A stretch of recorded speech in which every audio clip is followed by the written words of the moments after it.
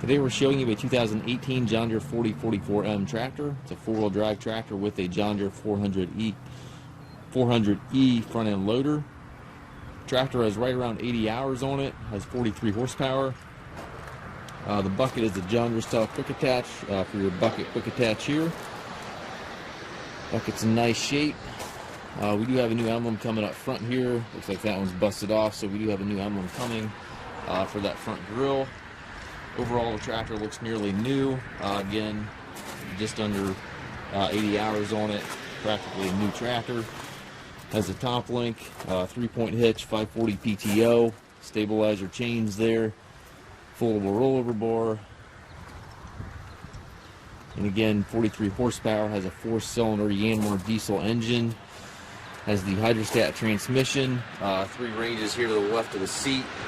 Twin pedals over there to the right for your forward reverse. It's a very, very clean tractor, as you can tell.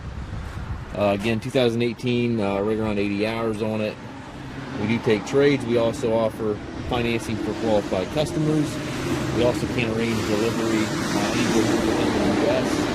If you have any questions regarding this tractor or any of our other used machines, please contact us at masttractor.com.